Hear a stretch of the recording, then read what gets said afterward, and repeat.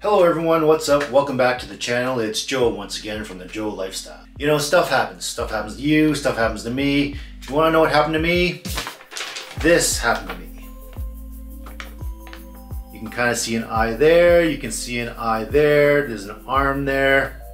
It might be trying to pick its nose, I don't know. Fact of the matter is, my wife, Jasmeet, is pregnant. She's very pregnant. She's like 8 months pregnant. And if you're wondering why we waited so long to make the announcement, well, back in 2018, Jasmeet was pregnant then as well. And at around 22 weeks after the first trimester, after we announced the pregnancy to friends and family, the worst thing happened, we lost the baby.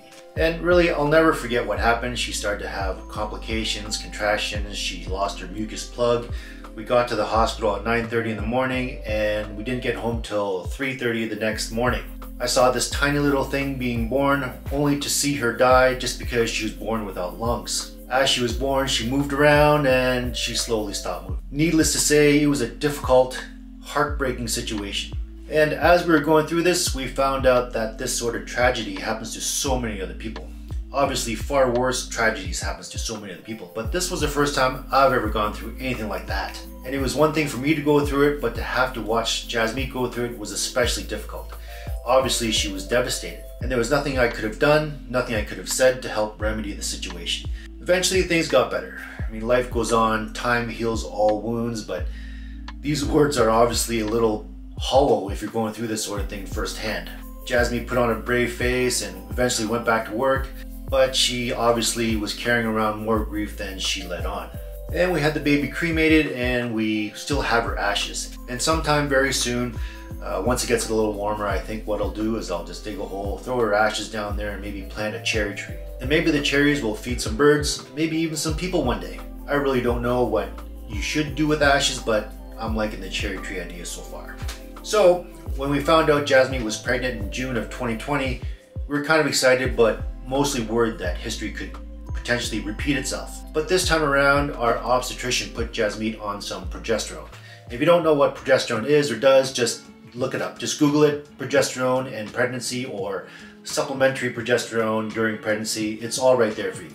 Fast forward 8 months and Jasmeet now has a rather large protruding bump, and things look like they could happen any week now. And for the past few months, we've been trying to organize our lives. We've been trying to create as much space as possible. We bought a bed with storage, we bought closet organizers of different types, just trying to decludge our lives, decludge our minds, because when the baby gets here, we're going to be a little screwed and we won't have any time but to look after this baby. Also, we've been buying all kinds of baby stuff, endless baby stuff. And we would have had to spend more and buy more if it weren't for our friends and family. My sister-in-law and brother-in-law practically drove all around southwestern Ontario collecting baby shower gifts just so Jasmeet could have a virtual baby shower, which was really nice of them. And a close friend went out of her way to make all kinds of knickknacks and sweets to give to all the family and friends as baby shower favors, which was nice as well. But ultimately, Jasmeet and I had to take a step back and enjoy this process. And I have to admit, I've fully enjoyed watching Jasmeet change shape over the past few months. I mean, her center of gravity has changed, so she's walking a little slower, taking shorter steps,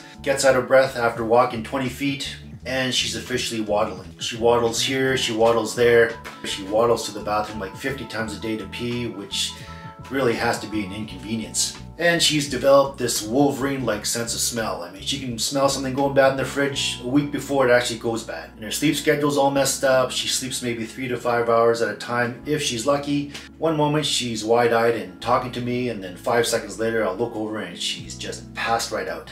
Out like a light, dreaming with her eyeballs rolling around in her head. And she spends a lot of time sitting on this thing, which she finds rather comfortable. And it's pretty cool watching the baby rolling around in her belly, stretching, kicking, doing whatever it's doing in there. If you're wondering what the gender of the baby is, well, we don't know either. We decided to find out the old-fashioned way. Quite frankly, I don't care if it's a boy or girl. Maybe we'll name it COVID for a boy and Covida for a girl.